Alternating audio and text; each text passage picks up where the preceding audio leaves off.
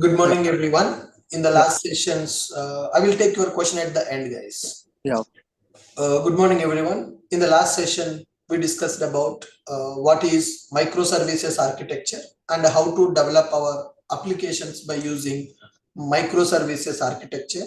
So, in this, we discussed about what is a service registry, what is API gateway, what is admin server, what is a Jipkin server, what is admin server, what is a Jipkin server, and what is a config server. Those things we understood.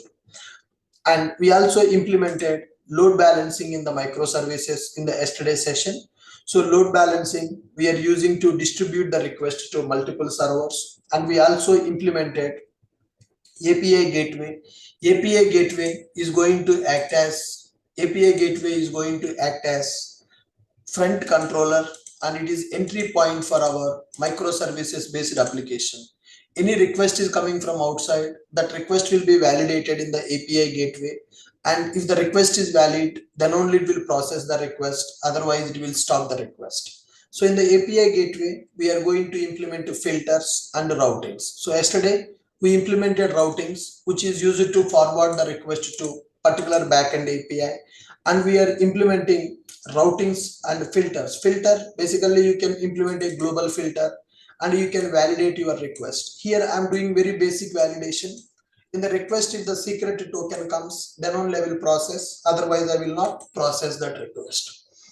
Good. So today we are going to understand what is cloud config server and what is the purpose of going for cloud config server. So what is cloud config server and why we need to go for cloud config server? So anybody having any basic idea what is cloud config server? Do you know what is cloud config server and what is the purpose of this cloud config server, guys? What is cloud config server?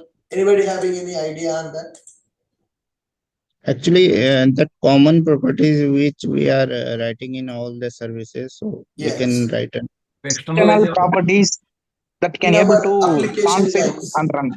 yeah, when we are working with application, we are configuring application config properties in the properties file or in the YML file. So in the Spring Boot application, by default one properties file will be created. You can convert that properties file into YML file also. So we are configuring our application properties, config properties in the properties file or in the YML file. What type of properties we will configure? These properties will be like this. Database properties will be available. SMTP properties will be available. Kafka properties will be available. And some application messages also will be available. So all these properties we are going to configure in the application.properties file or in the application.yml file. So when you configure them in the properties file or in the YML file, then they will be part of our application package. So in order to run our application, we are going to package our application as a jar file. Every Spring Boot application will be packaged as a jar file because it will execute from the main method. Application properties or application YML file will be packaged along with our application. It will be part of our jar file. So in the real time, how our application deployment process is going to happen, guys? So application code, as a developer, we are writing the code. That code will be available in the Git repository. Development team will write the code, and a development team will store that code into Git repository. Then operations team is going to take that code by using Jenkins.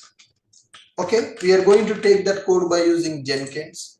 Then we will build that code by using Maven. Jenkins will pull the code from the GitHub. Then it will communicate with the Maven in order to build that code.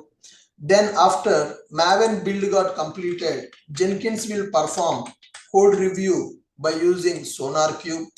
After code review got completed, then for that code, security scan will happen by using Trivy.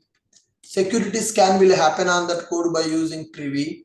Once all these scans are completed, then that code will be uploaded into Nexus or JFrog artifact repository. That code will be uploaded to JFrog repository, and once it is done, then finally that code will be packaged as a Docker image. So that code will be packaged as a Docker image. After the Docker image is created, finally that code will be deployed into Kubernetes. So in the real time, this much process will be available in order to deploy our application.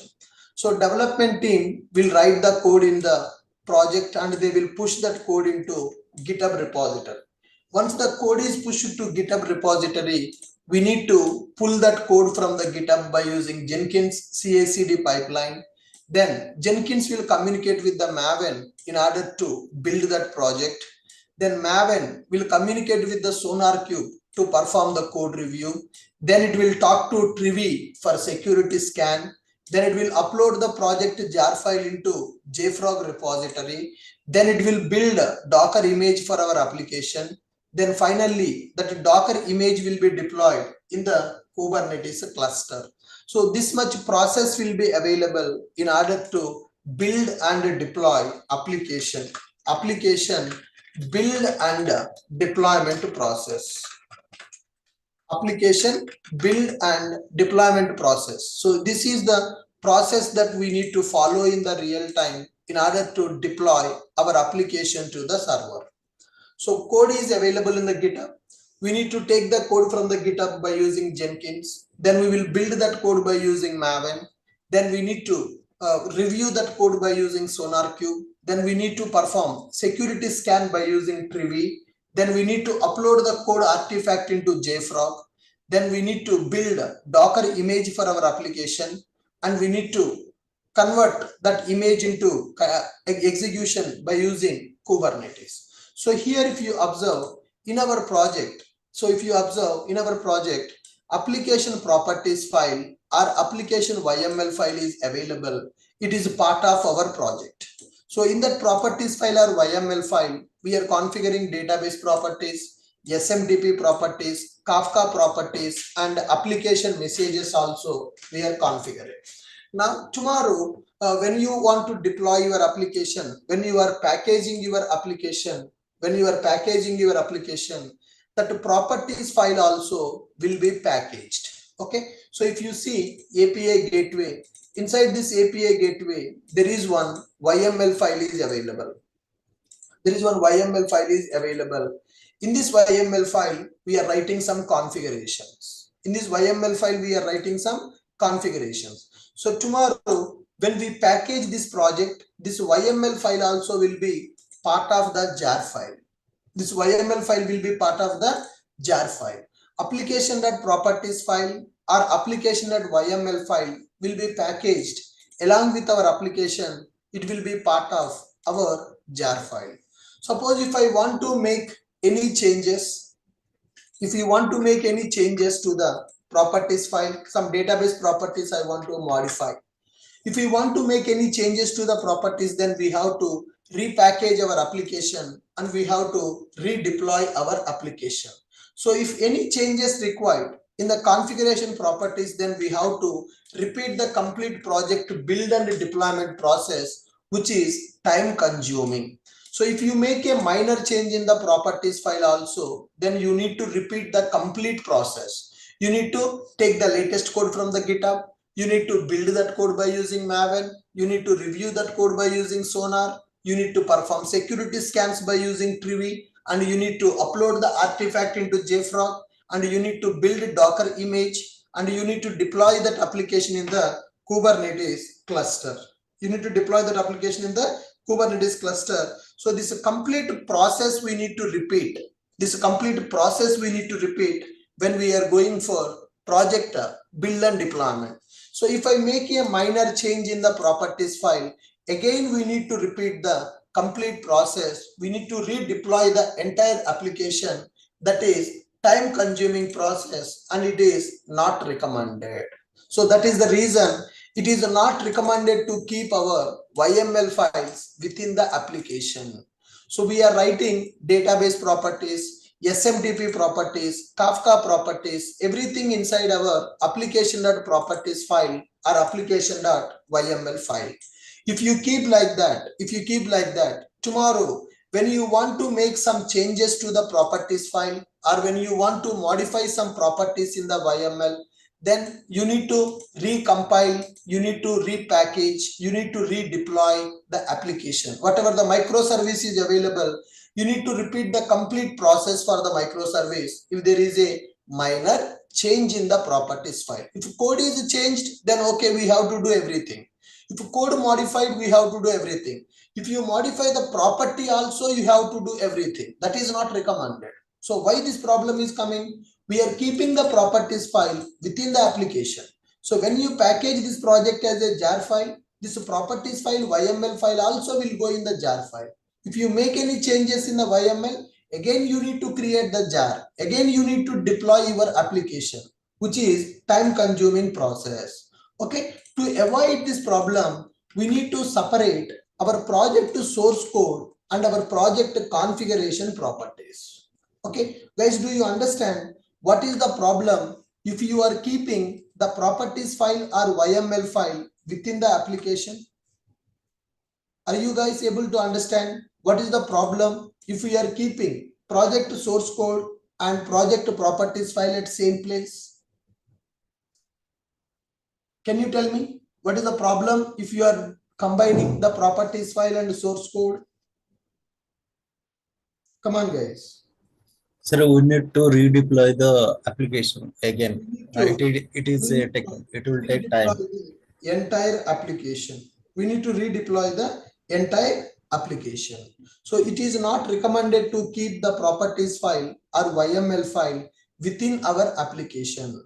So to avoid this problem, we have to separate our project source code and our project config property files. Okay, so to externalize config properties from the application, we are going to use cloud config server. So what is cloud config server? By using this cloud config server, we can make our application loosely coupled. By using cloud config server, we can make our application loosely coupled from the properties file and YML file. So how we are going to implement a cloud config server? Whatever the properties are required for my application, those properties I am going to keep in the GitHub repository. Okay, so GitHub repository I'm going to take. Suppose there is one application available, which is, for example, flights application available. So for flights application, one YML file is required, flights YML. Similarly, trains application is available. We are going to take this as trains.yml. And hotels application is available. For that, we are going to take a separate YML. So like this, for every project, separate YML file will be available, which contains database properties, SMTP properties, Kafka properties, Redis properties, whatever you want. Those things we are going to maintain in the GitHub repository. And we are going to create one config server application. We are going to create one config server application. This is another microservice. This config server is responsible to load the YML files from the GitHub repository. So whatever the projects, whatever the microservices are available, for our microservices, configuration properties, the YML files are properties file. Earlier, they are part of our project. If you keep them inside our project, then our project will be tightly coupled with the properties. Tomorrow, if you make any changes to the properties file or YML file, we need to redeploy, we need to build and deploy entire application, which is not recommended. To overcome that problem, we are going to use config server. By using this config server, we can separate the project to source code and the properties. So how we are going to maintain the property files in the real time? The property files we are going to keep in the GitHub repository. So whatever the microservice available, with your microservice name, you will create a properties file. So flights available, flights.yml, flights API, flights microservice available. For that, I'm giving the file name as flights.yml. Trains API available, I'm giving the file name trains.yml. Hotels API available, I'm giving the name as hotels.yml. So now all these YML files will be loaded by our config server. All these YML files will be loaded by config server, and whatever the microservices are available, our microservices will act as a client for the config server.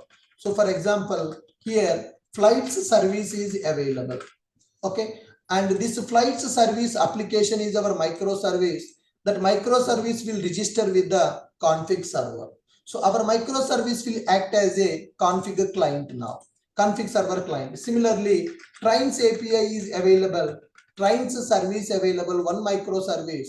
This microservice also will register with the config server. And similarly, hotels service is available. This is another application. This hotels service also going to register with the config server. It is also going to register with the config server. So like this, our microservices are going to register with the config server. Config server will get the YML files from the GitHub repository. Now for this flights service, microservice name we are going to configure, name is equal to flights. Based on our microservice name, config server will identify from which YML file it has to get the properties. So in the GitHub repository, there are 3 YML files available. So in the application, there are 3 microservices available.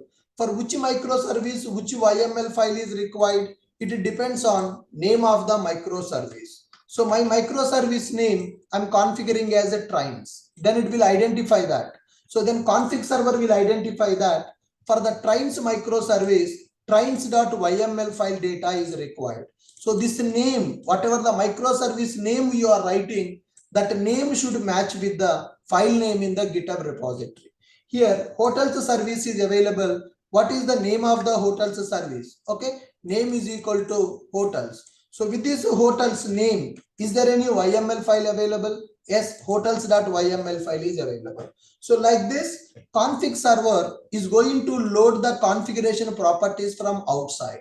Now tomorrow, when you make the changes to the YML file, which are available in the GitHub repository, then you no need to redeploy your microservice. So your microservices are loosely coupled from the configuration properties by using config server. So which microservices you are developing? For those microservices, we need to assign one name. With that name, we need to create one YML file, and that YML file we are going to keep in the GitHub repository. And we are going to create one config server project. So that config server is going to load the properties from the GitHub repository. And our microservices will load the properties from the config server based on the name of the service. If your microservice name is flights, it will take flights.yml. Our microservice will not take from the GitHub directly. Our microservice will take the properties from the config server. Config server will take the properties from the GitHub repository. So with this, can we say our microservices are loosely coupled from the configuration properties? In the every project in the real time, we are going to follow the same approach.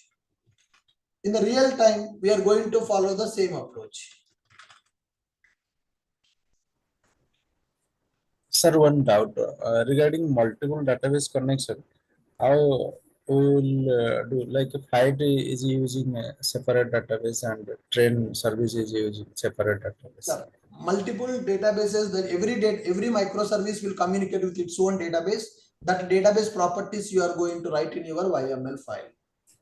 So same way how we are using now with the flight name as flight and train name, same way database. Yes, will- same database or multiple databases you can connect. Okay. Okay, perfect guys. Next one.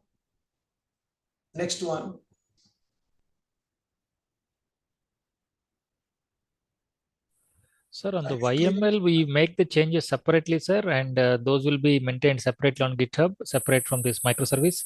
Yes, sir. Earlier, our YML files are available within the microservice, but Right, sir. from now onwards, YML files we should not keep within our project. YML files should be available outside of the project. If you keep the YML files outside of the project, what is the advantage? Right, sir. We don't need to make the change again and again on the We don't need to entirely. redeploy. We don't need to redeploy our application again and again. We don't need to redeploy our application again and again. So these YMLs are separate microservice, sir, or is just standalone files, sir? These are just files we are keeping in the GitHub repository. Just GitHub. Okay. For every microservice, a file will be available. So currently the files are available within our project, right? Application.yml available within our project. So if you keep the YML within the project, when you package, that YML also will go in the jar file. So if any changes we have done to the YML, again we need to create the new jar file. Again we need to redeploy the application. This is a complete process we have to repeat when you make a minor change in the properties file also. So that means our application is tightly coupled with the properties file or YML file. That is not recommended. So that's why we want to make our application loosely coupled with the YML files so that we can make the changes in the YML files without redeploying the application again and again. So how can we make our application loosely coupled with the YML file? That's where config server concept comes into picture. So how the config server is going to work? First, we need to identify what all the microservices we are developing. For those microservices, we need to assign one name, unique name we need to assign for every microservice. With that microservice name, we will create a file in the GitHub repository. That GitHub repository information we will give to the config server project. Here, config server is one microservice. This we need to develop now. We need to develop one microservice which will act as a config server. That config server will read the files from it will load the files from the GitHub repository and it will give to our microservices. Which file should be given to which microservice? That's where config server will identify name of the microservice. If this microservice name is flights, then it will give flights YML file to this microservice in the runtime. This microservice name is trains. It will take trains YML file, will give to train service. This microservice name is hotels. It will take hotels YML file, will give to that microservice. So our microservices are going to act as a client for the config server. Our microservices will act as a client for the config server. Okay. Now let me start with Is that all these microservices and config server all are going to be hosted on the same server? They are in different servers. It can be in the different. Every microservice will run in the different server. Config server will run in the one server. So if the config server is crashed or it is not available, then the entire application will not work, right? Yes, sir. You need to take care of a high availability. If a config server is not available, your microservices will not work. So that is the main disadvantage of this way, right? Yes. Now here, sir, I have small doubt, sir. Let me complete the topic. Any questions you can ask at the end. Okay. Config server is used to externalize config properties from the application, and we can use this cloud config server to make our application loosely coupled. And how to use this cloud config server? Cloud config server is part of Spring Cloud library. Cloud config server is part of the Spring Cloud library. How we have used Eureka server, CN client. Similarly, we are going to use cloud config server, which is part of Spring Cloud library. Okay. Now, when we are going for this config server application development, application properties files we will maintain in the GitHub repository, and config server will load them and will give to our microservices based on our microservice name. So when we want to implement config server in our microservices, application config properties files we will maintain in the GitHub repository, and the config server will load them and will give to our application based on the application name. So as I told you, so here microservice name, app name. So if you are configuring app name, if you are configuring the app name as flights, then it is going to identify flights.yml. So based on your application name, it will identify which YML file is required. So application name, if you are configuring as flights, then it will take flights.yml. So if your application name you are configuring as hotels, if your application name is hotels, then in the GitHub repository, there should be one YML file with a name called hotels.yml. If your microservice name is trains, then in the GitHub repository, there should be one YML file with a name called trains. Trains.yml file will be available. Our microservices will get the configuration properties from the config server, and the config server will get the properties from the GitHub repository. So as you see in the diagram, our microservices are going to get the properties from the config server based on the name of the microservice, and the config server will get the property files or YML files from the GitHub repository. Now, if you implement this kind of approach in your application, then what is the benefit we are getting? What is the advantage we have in this approach? Guys, what is the advantage we have in this approach? Deployment single time deploy. Application will be loosely coupled from the properties. Application will be loosely coupled from the properties. So what is the meaning of loosely coupled? Tomorrow, if we make any changes to our YML files, do I need to redeploy the entire application? Do I need to perform this process again if there is any change in the properties file? Guys, if there is any change in the properties file, do I need to redeploy this application, or I no need to redeploy this application? No need to redeploy. Do I need to redeploy this application, or I no need to redeploy this application? No need to redeploy the application. We no need to redeploy our application because earlier our properties are available within the project. Now we are separating the properties from the application, so we no need to redeploy our application. Okay, so we are trying to understand what is config server and why we need to go for config server in our application. So for every project, some properties configuration is required. Those can be database properties, those can be SMTP properties, those can be Kafka properties, or those can be application messages also. So as of now, whatever we are doing, the properties files, YML files, we kept inside the project only. If you keep inside the project, package, when we keep the properties file, YML file within the application, when we package our application, that jar file will contain the properties file also. If you want to make any changes, then we need to rebuild and redeploy the application. So that is a time-taking process. This much process will be available in order to build and deploy the application. So if you make a minor change also, you need to perform everything again and again. So which is a time-consuming process. So to avoid this problem, we are going to separate the properties from the application. For that, we are going to use config server concept.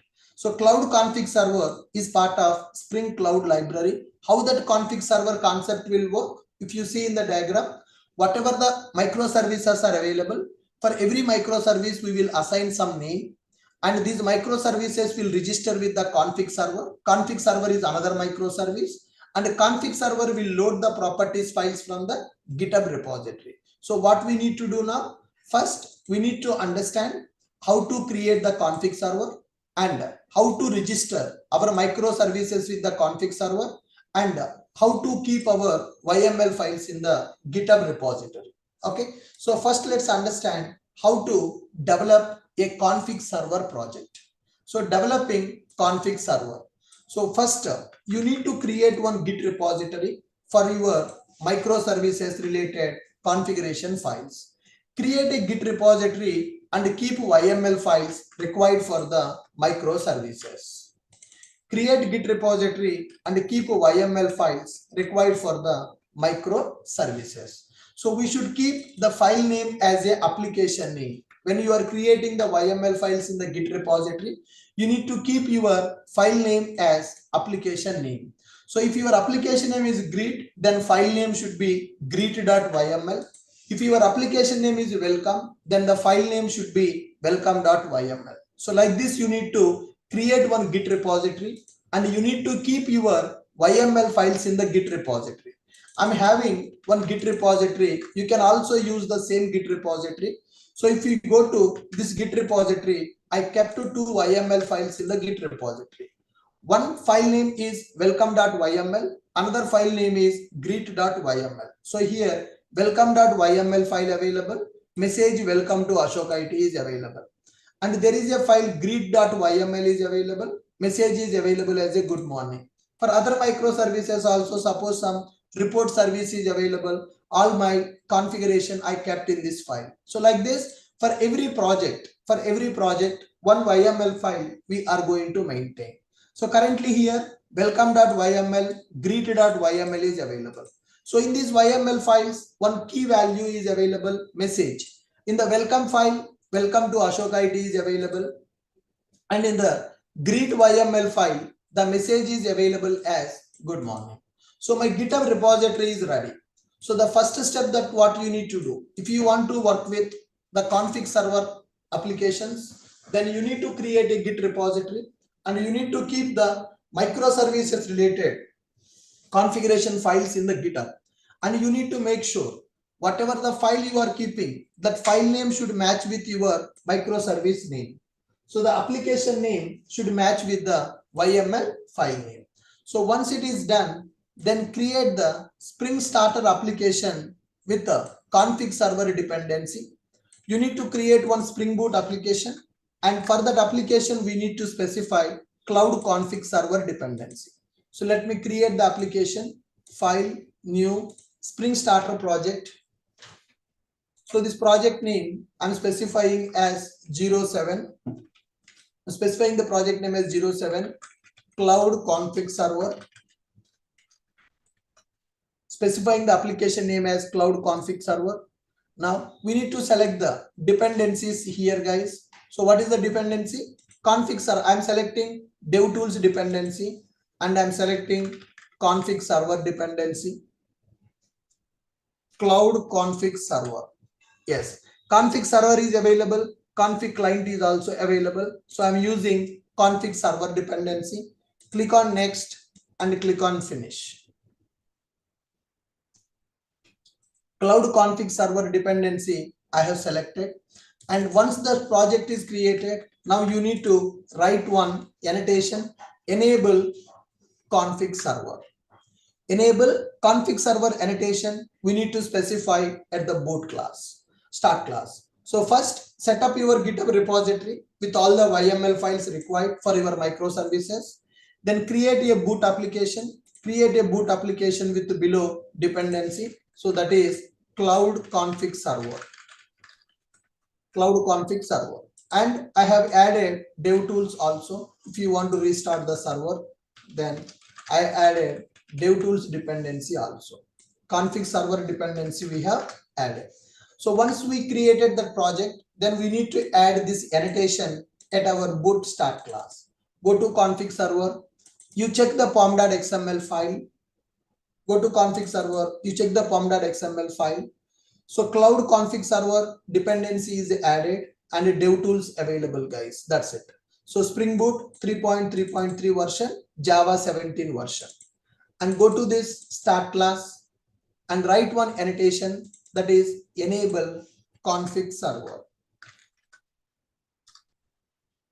Writing one annotation called enable config server annotation we are writing. So with this, our config server is ready. Now we need to tell to this config server, we need to tell to the config server from which repository it has to load the properties. Okay, go to the YML file of this config server. Properties file is available.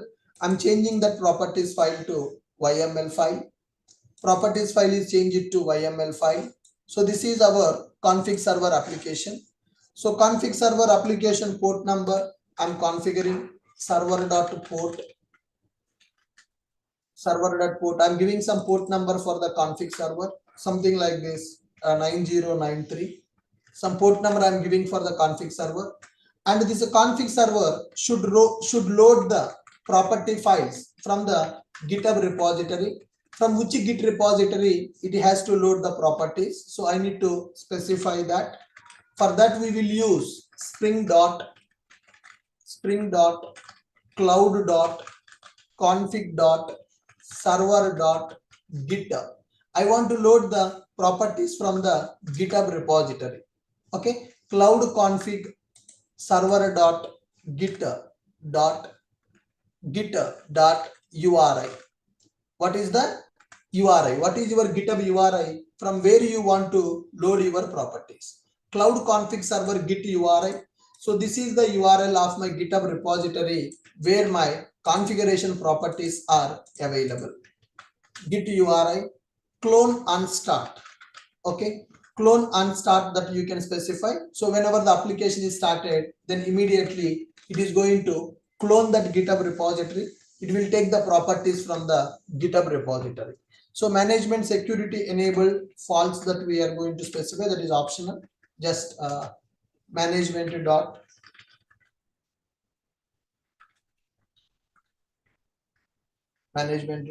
security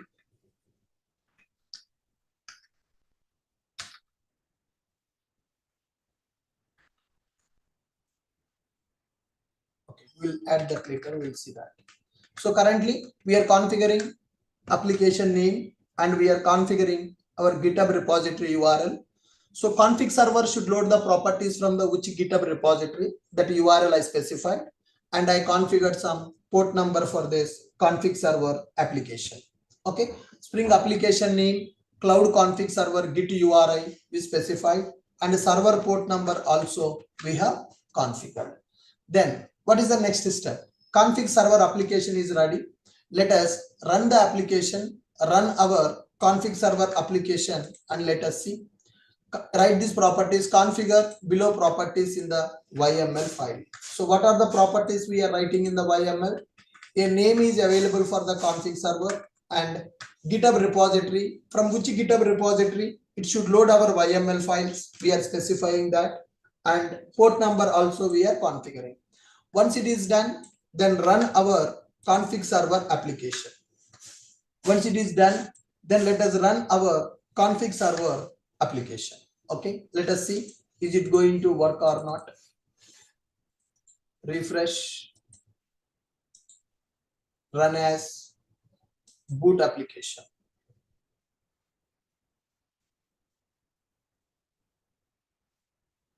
I'm running my cloud config server application.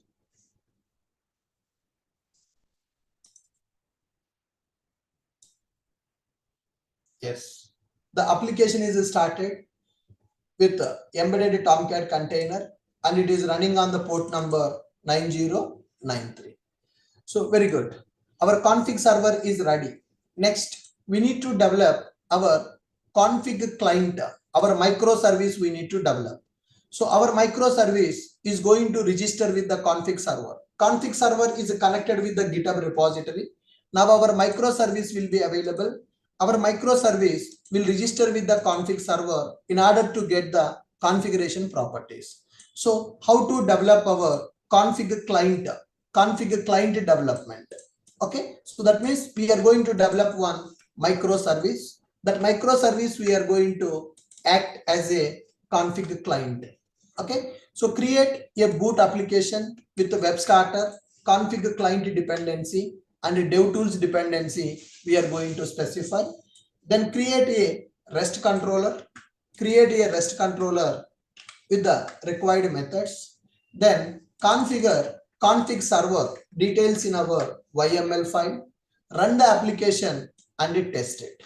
So we are going to run the application and we are going to test it. That means I want to develop one microservice which is going to act as a client for the config server, and based on the name of microservice, it should get the message from the config server.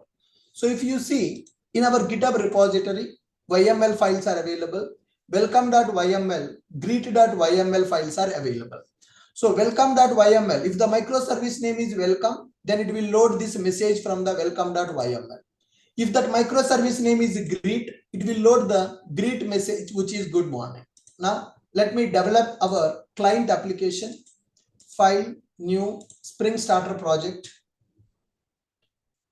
08, config client application I am developing, cloud config client. Click on next. Now, what are the dependencies? DevTools dependency, WebStarter I am using, and config client dependency I am adding now. It should get the properties from the config server. So I'm adding config client dependency, and if required, you can add actuator also, right? DevTools, actuator, config client, and web dependencies I'm adding. Click on next and finish. Now, what we are going to do in this application, the project is created. The project is created. Now we need to create the REST controller with the required methods. We need to create a REST controller with the required methods. So let me create one REST controller in this project.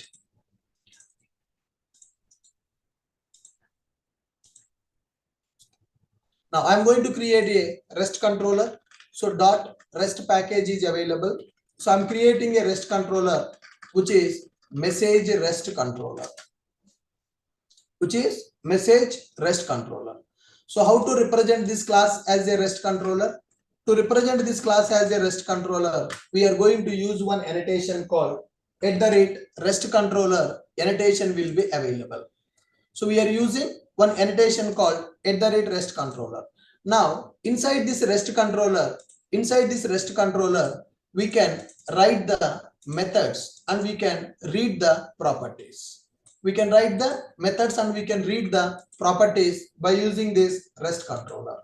Now, so what is the logic that we need to write in the REST controller? I will write one variable which is private string message.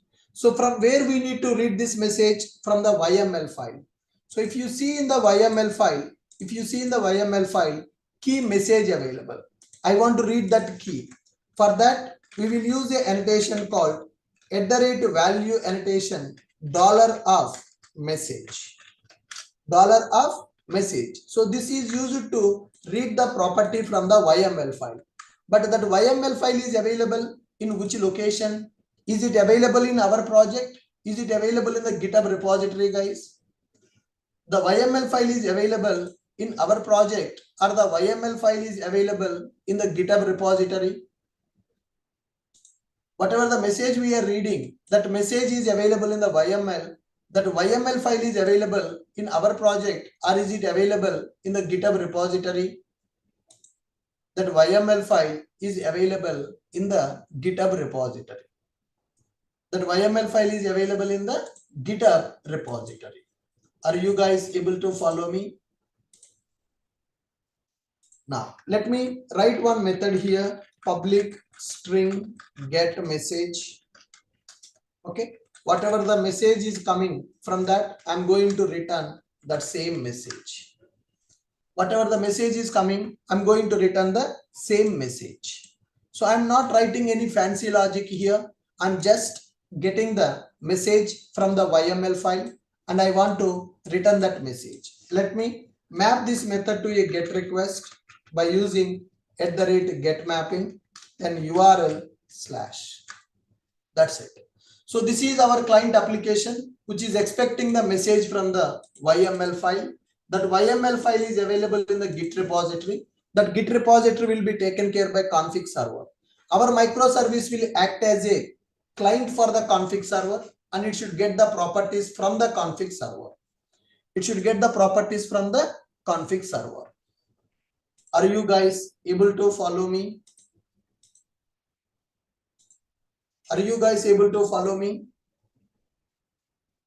What is the purpose of this value annotation? Which is used to read a property from the properties file.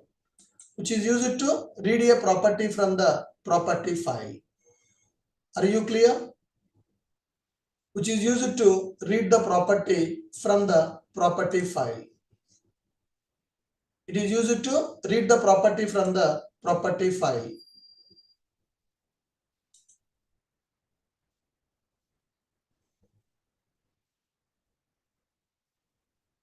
It is used to read the property from the property file. Are you clear with my point?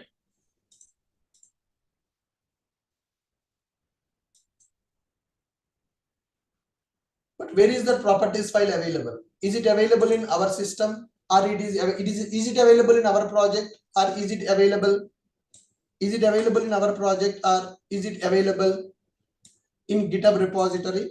It is available in the GitHub repository. So that means our project should register with the config server. How to register our project with the config server? How to register our project with the config server? Okay, good. So to register our project with the config server, we will make some changes in the properties file. Let me convert this properties file to YML file. Application.properties file is converted to application.yml. So this is the name. We should give the name as welcome. Then it will read the welcome.yml. So I'm giving the application name as welcome so that it will read the welcome.yml. If I give the name as greet, then it will read the greet.yml data. If I give the name as welcome, it will read the welcome.yml data. So configure some port number for this one, server.port number. Default port also we can use, no problem. Server.port we are using. Server.port is equal to some 8081, or if you don't configure also no problem, default port will work.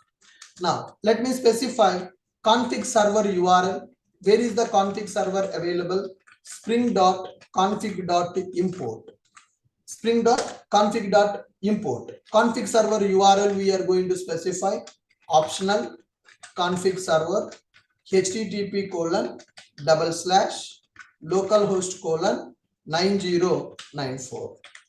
9094. So where your config server is running, what is the URL of the config server you need to specify, and your application name you need to specify. So what is the meaning of that? So we are trying to give that, where our config server is available, its URL. Config server running on which port number, guys? So if you see, our config server port number is available as 9093. Sorry. So our config server port number is 9093.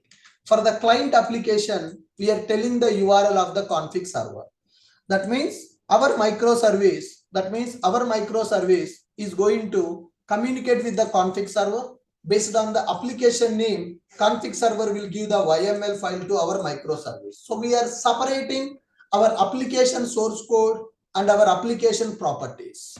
Earlier, properties are available within the application. Now the properties are separated from the application by using config server concept. So I created one microservice, and for this microservice, I have given the name as a welcome, and I have given the config server URL. So what is the meaning of this? My microservice will communicate with the config server, and config server will understand my microservice name is welcome. Then config server will go to the GitHub repository and it will identify, is there any file available for welcome microservice? Yes, welcome.yml is available. So it will load the welcome.yml file data into my microservice. In that welcome.yml file, there is a key available message. That message key value is welcome to Ashok IT.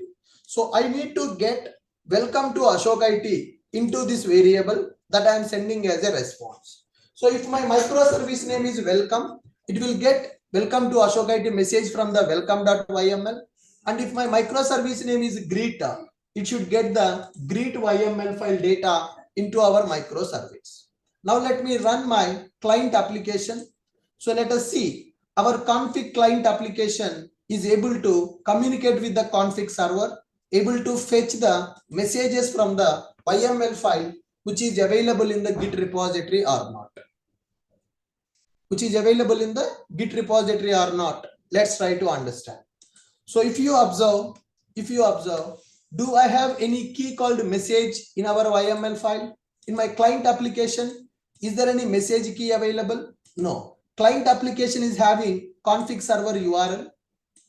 Okay. And config server application is having GitHub repository URL. Inside that GitHub repository, my YML files available. Welcome.yml, greet.yml. Now I will run my client application and I will check, am I able to get the message from config server or not? So in my REST controller, I have taken one variable to understand from which YML file the data is coming. Key is message. In both YML, same key available, but values are different. Let me run my client application, run as boot application.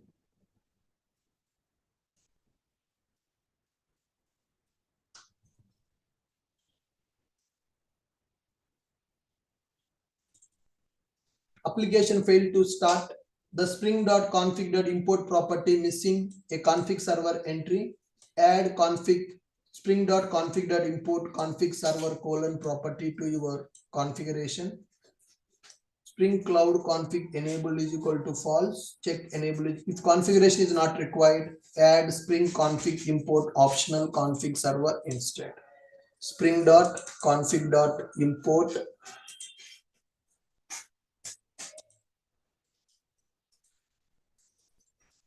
optional config server.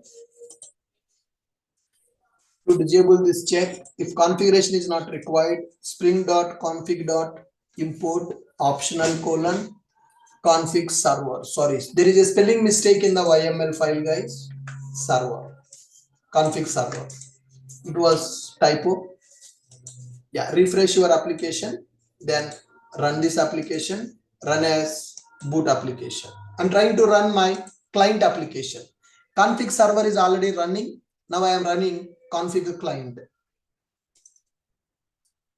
Yes.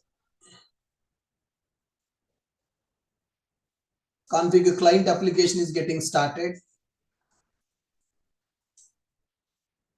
Yes. If you see the console, the config client application fetching the config server from 9093. I configured config server URL in the client application. So local environment name welcome it is taking. So default profile it is taking. The client application running on the port number 8080. Actuator is enabled beneath the base path. Actuator enabled. Now application is running with 8080 port number. Now let me show you the console of the config server. In the config server console, if you observe, adding property source YML via location, the config repository. Once my client application is started, config server is fetching the properties from the GitHub repository. Okay, client application started. So client application is having the URL of the config server application.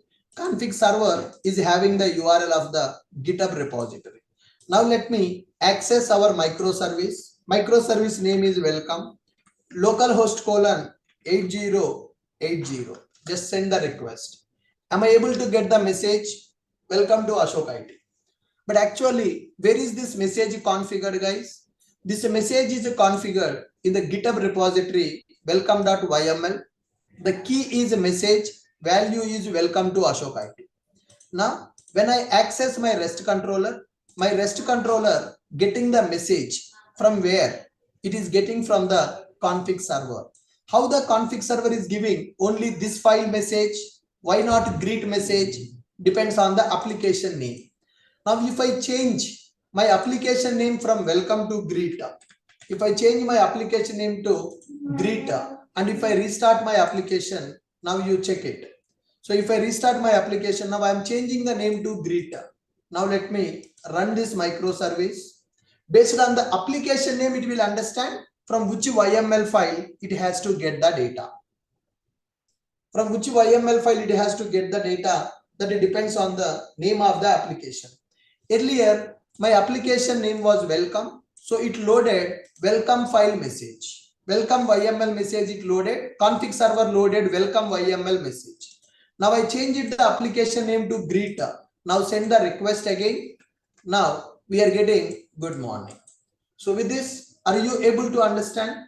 Config server loading the data from the YML file based on name of the application. If the application name is welcome, I'm getting one message called welcome to Ashok IT. If the application name is greet, then I'm getting a different message, good morning. Why that difference is there? For the application name welcome YML file is available. For application greet YML file is available. So now my application loading the properties from the config server. So my microservice is acting as a config client. It is loading the properties from the config server. Config server loading the properties from the GitHub repository. So can we say our application is loosely coupled? Can we say our application is loosely coupled from the configuration properties? So currently in this YML, I just configured a message, key value. Okay, so database properties, SMTP properties, application messages, you can configure. You can see one of the YML auth service. So admin client URL, data source details, JPA details, actuator details, application message like this. Everything we will keep in the YML file. That YML file is available in the Git repository. If your microservice name is auth service, then it will load this YML data. If your microservice name is a cart service, it will load the cart service YML data. Here, cart messages, data source properties are available. Order service is available. So when microservice name is order service, then it will load the data from this YML. Payment service available, product service available, report service available, like this. Based on the name of the microservice, it is going to load the YML file data. So tomorrow, if I make any changes to this YML file, do I need to redeploy my microservice or not required? If I make any change to my YML file, do I need to redeploy my microservice or it's not required? It's not required. Why we no need to redeploy? Why we no need to redeploy? Because YML file is not in the project. YML file is available in the GitHub. How these YML files are loaded into our project, guys? Who is loading these YML files into our project? Programmer is loading or config server is loading? Programmer is loading these YML files into our project or config server is loading these YMLs into our project? Config server loading these YMLs into our project. Okay, so this is how you are going to configure the config server details in the YML file. So this is our REST controller that what I have created. So in this REST controller, I'm just getting a message key and that value is stored into a variable and that variable I'm returning as a response. How I developed my configure client application. I created one boot application with these dependencies, web starter, config client and dev tools. Then I created one REST controller with the required methods. Here I am getting a message variable. Then I am giving the URL of my config server in the client application. Then I am running the application and I am able to access my method. If my application name is welcome, it will load the data from the welcome YML. Welcome message will come. If I give the application name as greet, then it will give the greet message. Like this, in the real time, multiple microservices will be available. For every microservice, a separate YML file will be available. One thing that you need to remember, our whatever the name we are giving for the microservice, whatever the name, application name we are giving, that name should match with the file name. Then only config server will understand for which microservice, which YML file should be loaded. So if your application name is flights, the file name should be flights.yml. If your application name is trains, it should be trains.yml. If it is hotels, it should be hotels.yml. If it is order service, order service.yml. If you see in my GitHub repository, auth service YML, cart service YML, and payment service YML, product service, report service. For e-commerce application, I created several YML files in the config server. So in the JRTP, major project we are going to develop e-commerce application. For that e-commerce application, several microservices available. For every microservice, a separate YML file I have created in the GitHub repository. So these YML files will be loaded by my config server. My actual microservices will load the properties from the config server. So my microservices are loosely coupled from the config properties. Any database property, SMTP properties, Kafka, Redis, those properties are in the GitHub repository. My microservices are loosely coupled. Tomorrow, if any changes required for the properties, I no need to redeploy my microservice. I no need to redeploy my microservice. Are you clear with my point? Now I am giving you one task. If I change a property in the GitHub repository, will it reflect automatically or it will not reflect automatically? So my GitHub repository is available. So welcome.yml, greet.yml is available. So here I'm giving a message, welcome to Ashok IT, welcome to Ashok IT software training. Now I am updating the message in the GitHub repository. If I update this message in the GitHub repository, will it directly reflect in our application or it will not reflect in our application, guys? The file application name is welcome. So in the welcome to Ashok IT is available. Okay. Now if I update this application, if I update this property, will it reflect in the client application or will not reflect? Will it reload the changes in the properties file? Is my application going to reload the changes in the properties file or it will not reload the changes in the properties file? It will reflect, it will not reflect. Directly it will not reflect.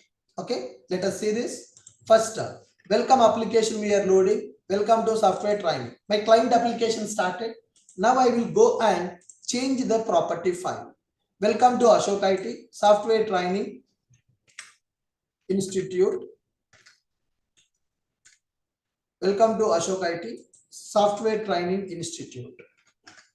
Okay, Hyderabad. Something like this. My application started. The message is coming like this. Software training is coming in the bracket. After my application started, I modified a message. I am giving the message Software Training Institute Hyderabad. Update this file in the GitHub repository.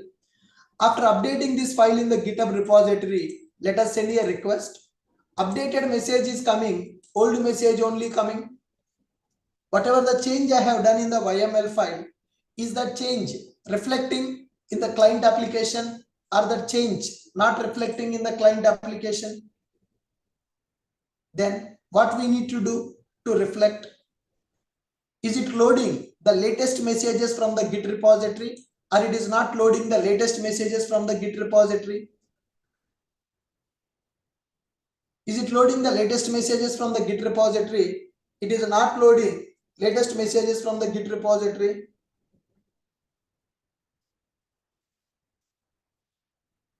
Then what we need to do in order to reload the changes from the Git repository in our microservice? There are two ways. You need to restart the application. You need to restart the application. Or what is the another approach? Two ways we can do. If I stop and start my application, then latest properties will be loaded, but which is not recommended. Which is not recommended. So if I stop and start the application, latest properties will be loaded. But in the real time, is it recommended to stop and start the applications? Is it recommended to stop and start the applications? No. Then what is the alternate? To reload the latest properties. Without restarting the application, it should reload the latest properties. It should reload the latest properties. Can you do some analysis on that?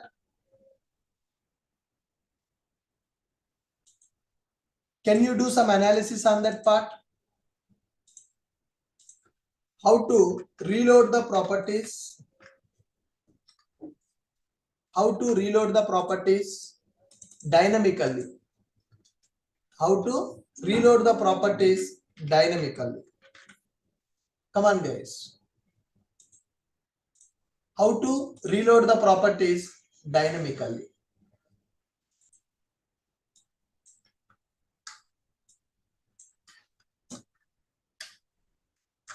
I will give the clue. By using actuator, we can achieve that. By using actuator, we can achieve that. Without restarting the server also, we can reload our properties. Without restarting our application, we can reload our properties by using actuator. Yes or no? You understand what is the problem we are facing now? We are able to achieve loosely coupling. Our properties are separated from the project. Our properties are separated from the project. But what is the problem we are having now? What is the problem we are having? It is not reloading the properties. It is not reloading the properties. So how to reload the properties when there are some changes? When there are some changes, how can we reload those properties? When there are some changes available, how we can reload those properties? When the application started, whatever the properties are available, it is taking those properties. But after my application started, there are some changes to the GitHub repository. There are some changes in the GitHub repository. Those changes are not reflecting in my client application. Those changes are not reflecting in my client application. So what we need to do for that?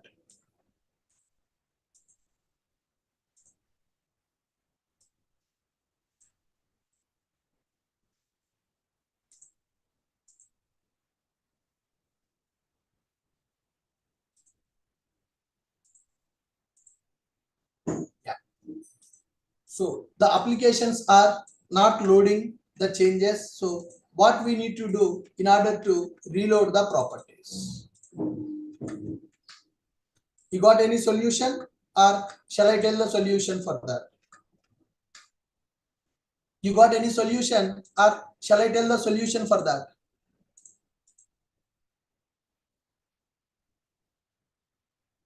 Yeah, so the solution is very simple, guys. We need to do three things in order to reload. How to reload? How to reload properties dynamically? How to reload the properties dynamically? So when I change the property in the GitHub repository, it is not reflecting in the client application. So you need to stop the project, then only the property will be loaded. So how to reload the properties dynamically? Now let me show you how to reload the properties dynamically. First one, configure refresh scope annotation at REST controller class. And the next one, enable actuator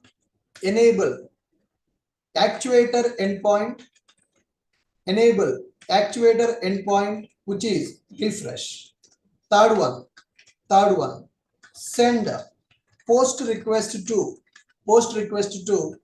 actuator endpoint refresh from the postman.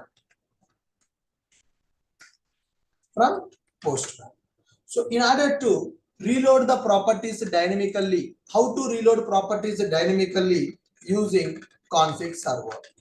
So what you need to do is you need to make three changes now. If you make these three changes, then your properties will be reloaded dynamically. So first thing, configure refresh scope annotation at the REST controller. So this is our REST controller. Here, let us write one annotation called @refresh scope annotation. We are writing an annotation called refresh scope annotation. Then go to YML file. Inside this YML file, in the client YML file, you need to enable actuator refresh scope. How to enable that? Management dot endpoint dot endpoints dot web dot exposure dot include web dot exposure dot include. You need to include one endpoint which is called refresh. You need to enable one endpoint called refresh endpoint. Okay, that's it. So which application want to reload the properties? In that application REST controller, you configure one annotation called refresh scope annotation, and in that client application YML file, you configure this actuator refresh endpoint. That is the reason when I am creating the client application, I added actuators dependency also. Okay, so when I am creating the client application, I have added actuator dependency also, so that we can reload the properties dynamically without redeploying the application. So what is the change I have done? I configured annotation called refresh scope annotation, and I configured refresh endpoint, actuator endpoint I have enabled. That is a post method endpoint, guys. Now let me run this application, refresh the project, run as boot application. I'm running my project. First, let me access the existing message. Then I will change the message and I will reload it.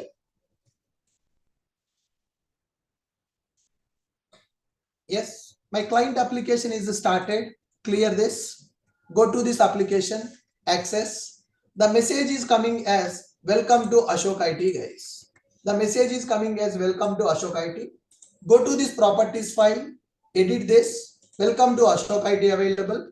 So I'm writing software training institute.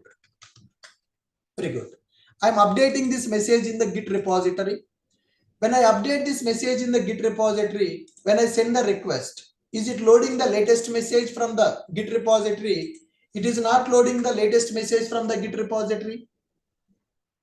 Guys, is it loading latest message from the Git repository? Not loading the latest message.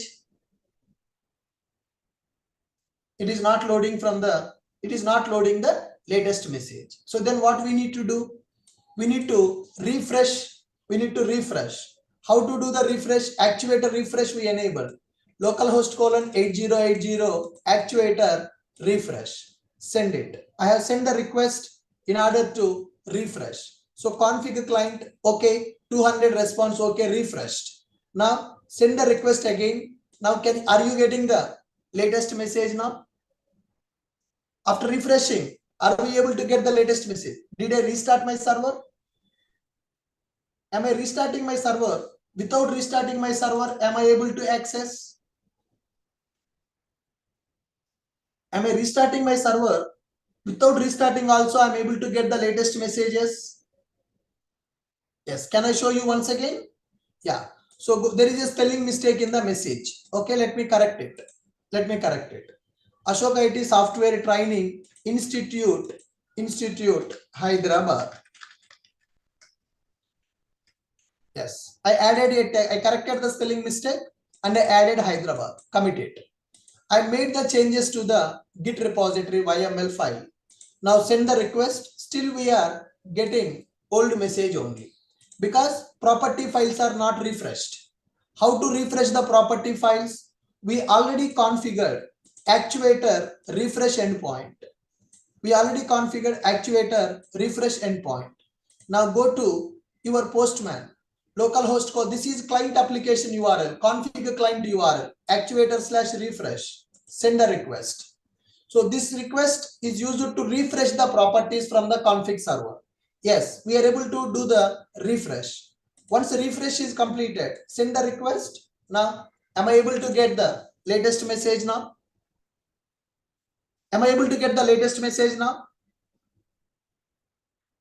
So do I need to restart the servers? Do I need to redeploy the application if there are any changes in the properties file? Not required. So now tell me, keeping the properties file in the config server is recommended or keeping the properties file within the application is recommended? If I keep the properties file within the application, can we achieve this? If I keep my properties within the application, can we achieve this loosely coupling?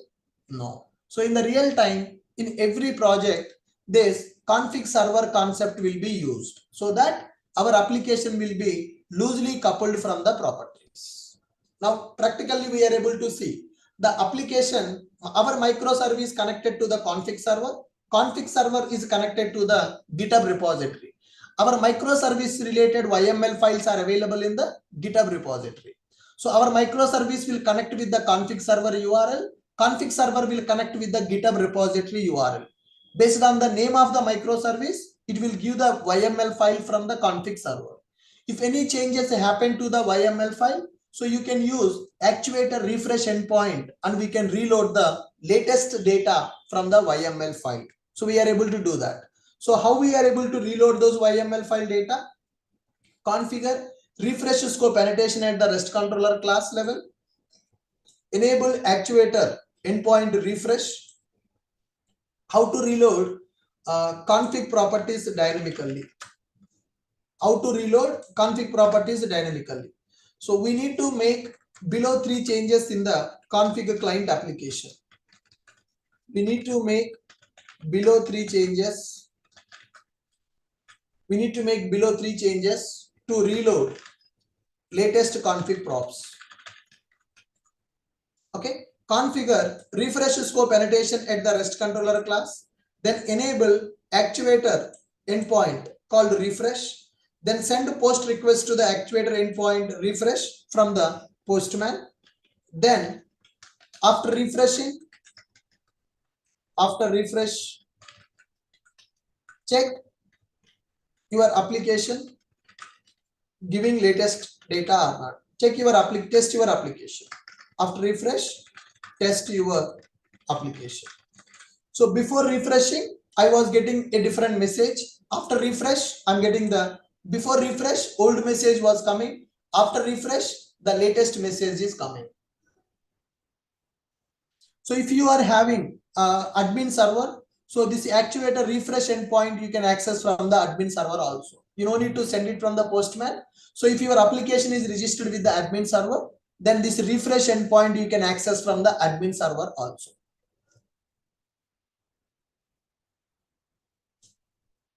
I hope you understood what is a config server and why we need to go for config server, and what is the advantage of the config server and how to work with the config server in the microservices.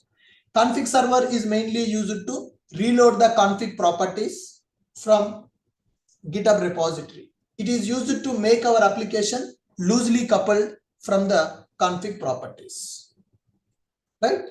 Yes. So how to develop the config server and how to develop the config client and how to reload the config properties dynamically also we are able to understand. Very good. Thank you guys. So with this, we completed our microservices discussion. Whatever we planned for Saturday, Sunday, 2 more classes extra I have taken. And as of now, we understood how to develop a project with microservices architecture. Okay. So here we are able to understand service registry and admin server, Jipkin server, APIs development, inter-service communication, config server, and API gateway also we have completed. Thank you guys. So with this, I'm stopping for today.